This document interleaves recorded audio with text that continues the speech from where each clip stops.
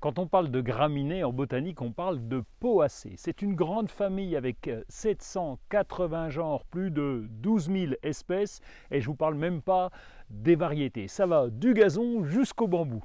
En automne, on trouve chez les producteurs ou dans les jardineries différentes graminées qui vont apporter du décor dans nos jardins. Alors pourquoi utiliser autant de graminées? Bien, tout simplement parce que c'est une plante solide et qui, de par sa forme et son développement, s'adapte à tous les styles de jardin. Au moindre coup de vent, eh bien, les graminées apportent de la vie et du mouvement dans les massifs. Côté entretien, c'est très simple. Les graminées s'adaptent à peu près à tous les sols. Il faut qu'ils soient légers et pas forcément riches d'ailleurs.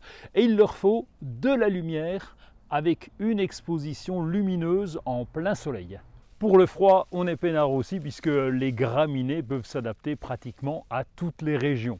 Alors comme je vous le disais, 12 000 espèces et de nombreux cultivars, on ne peut pas tout passer en revue. Alors en voilà quelques-unes.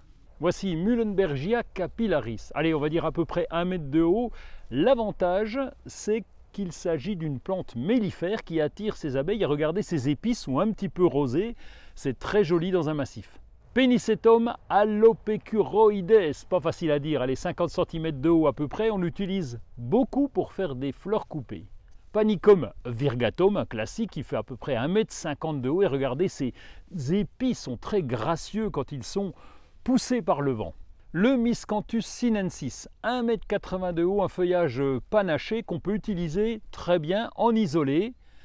Et puis les cheveux d'ange, Stipa tenuifolia, très fin, 50 cm de haut et qui peut faire de très jolis massifs. On termine avec Imperata cylindrica, de couleur rouge. Là aussi, il va apporter de la couleur en toute saison.